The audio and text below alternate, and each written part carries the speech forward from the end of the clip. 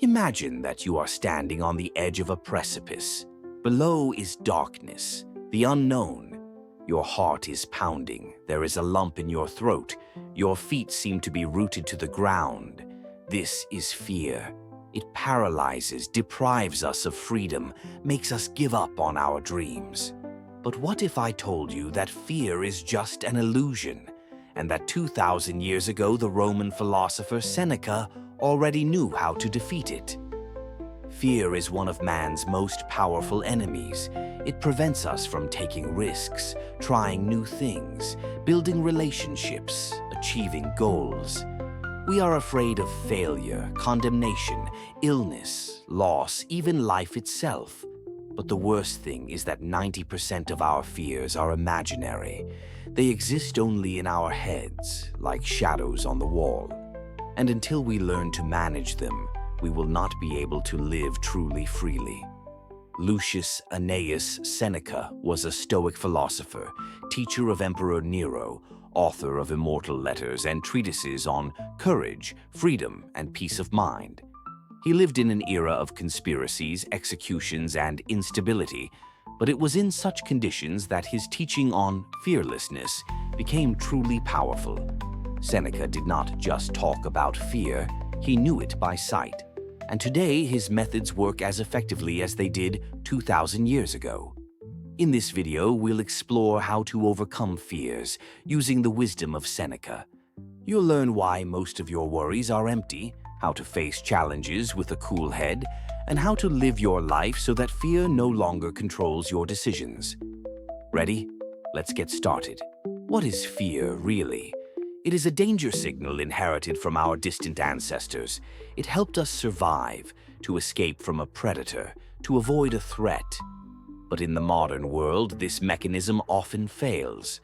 We rarely face a real danger to life, but we are constantly afraid of what exists only in our imagination.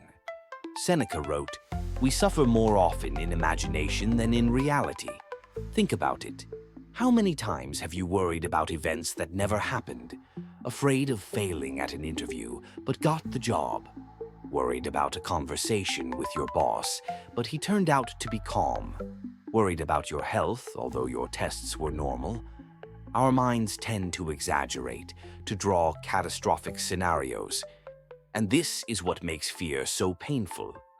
The Stoics divided fears into two categories: real and imaginary. A real threat is something that happens here and now. For example, you are walking down a dark street and hear footsteps behind you. This is a natural fear. It mobilizes. But when you lie in bed at night and worry about being fired in 6 months, this is an imaginary fear. It has no real basis, but it takes away your strength and peace. Seneca offered a simple but powerful method. Ask yourself the question, what is the worst that can happen? And then answer it honestly. It often turns out that even in the worst-case scenario, there is nothing fatal. Losing your job? Then you will find a new one. Criticism from others? Their opinion does not determine your value. Fear of death? But thinking about it is exactly what makes life conscious. The philosopher said, "Fear of suffering is worse than suffering itself." We torment ourselves in advance, although the event may never happen. But if you learn to separate real threats from fantasies, fear loses its power. A little later, we will analyze specific techniques that will help you do this. But for now, think about it. Which of your fears are real, and which are created by your imagination? Now that we understand the nature of fear, let's turn to the specific methods that Seneca suggested. These techniques have been tested for centuries, and most importantly, they work even in our time.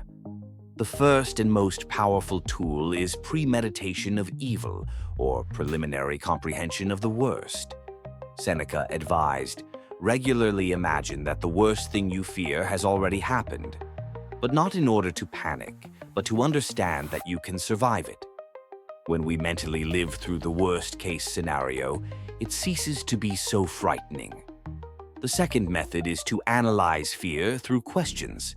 Ask yourself, what exactly is scaring me? How likely is it? Is there anything I can do right now? Often, fear breaks down into several parts, and each can be addressed separately. Seneca called this dividing the problem, when we stop seeing fear as a monolith and begin to take it apart piece by piece. The third important principle is focusing on the present. You suffer because of something that never happened, wrote Seneca. Most of our fears are either about the past, which cannot be changed, or about the future, which has not yet happened. But reality exists only here and now. When you catch yourself thinking anxious thoughts, ask, is what I fear happening at this very moment? The last piece of advice may seem surprising. Seneca recommended periodically voluntarily putting yourself in uncomfortable situations. Sleep on a simple bed, wear simple clothes, limit yourself in food. Why? To understand that even if your worst fears come true, you can endure it. This practice strengthens the spirit and reduces the power of fear. These methods do not require special conditions. They can be applied right today. In the next part, we will talk about the deepest fear, which underlies many others, the fear of death, and how Seneca proposed to work with it. Of all human fears, there is one that is the most fundamental, the one that lurks beneath all the others, the fear of death. It is often behind our fear of change, loss, failure. But what if I told you that Seneca thought this fear was useful? The philosopher said, only a fool fears what is inevitable. Death is a natural part of life, and its arrival does not depend on our experiences. But here's the paradox. The awareness of finitude should not oppress, but on the contrary, liberate. When we accept that our time is limited, we begin to appreciate every moment. Seneca suggested a wonderful practice to remind yourself daily, memento mori, remember death, but not as a tragedy, but as the most honest teacher. Imagine that today is your last day. Would you waste it worrying about what your colleagues will think? Worrying about a petty quarrel? Postponing an important conversation? Here's how it works. Death equalizes fears. In front of it, all worries about money, status, or the opinions of others seem petty. It exposes true values. You immediately understand what is truly important. It teaches courage, because if you accept the worst, other fears lose their power. Seneca wrote, "Life is long if you know how to use it." The fear of death disappears when we begin to live consciously, not running away from thoughts of finitude, but using them as fuel for action. It is no coincidence that those who have survived mortal danger often say that they began to truly live only after that. Later, we will look at specific Stoic exercises for training fearlessness. In the meantime, try to spend this evening as if it were your last, not dramatically, but meaningfully. What one deed, one conversation, or one decision would make it truly yours? Knowledge is just the first step. True power comes when wisdom becomes a habit. Today, we will look at specific exercises that Seneca and other Stoics used to cultivate fearlessness. The first practice can be called voluntary discomfort. Once a week, consciously refuse something familiar, a hot shower, a favorite meal, a comfortable chair. Why? To prove to yourself that you are stronger than your circumstances. Seneca wrote, "Sometimes live as if you were already dead, so that you can truly appreciate life." The second technique is evening analysis. Every evening, ask yourself 3 questions. What fears controlled me today? Which of them were real, and which were a figment of my imagination? How can I act differently tomorrow? It takes 5 minutes, but it changes the perception of reality. The third exercise is anticipation of destiny. When you are overcome by fear, imagine that the worst has already happened.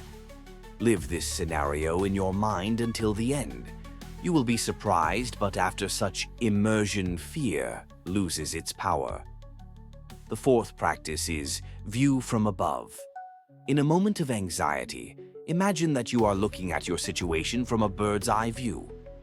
How does it look on the scale of a year, decades, eternity?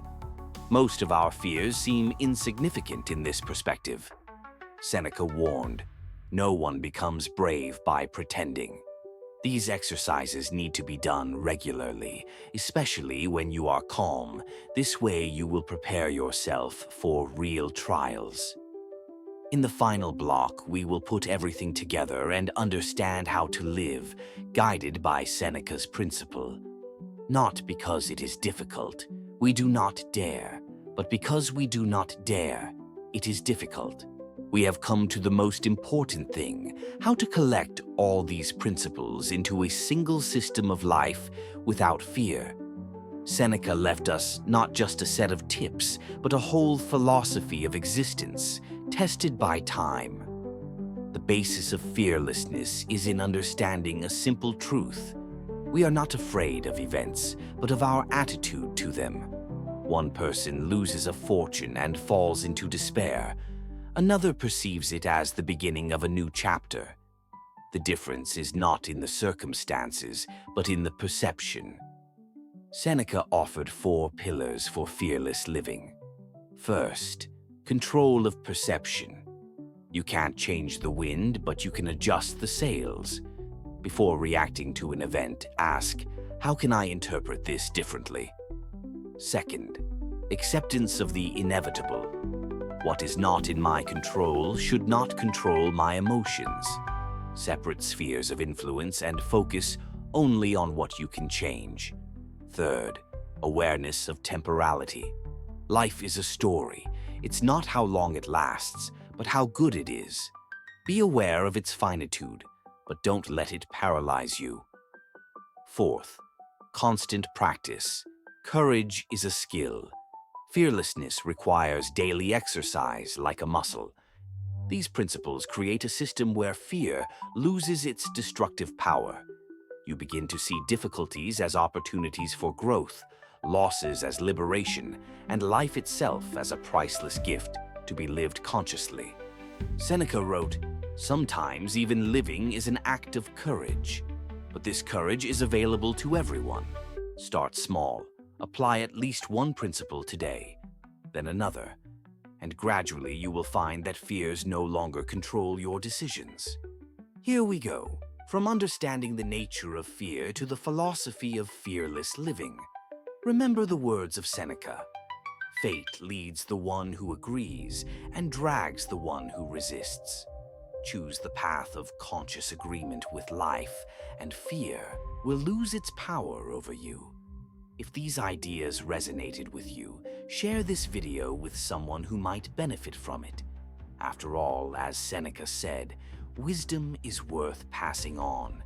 Until next time on the path of self-knowledge.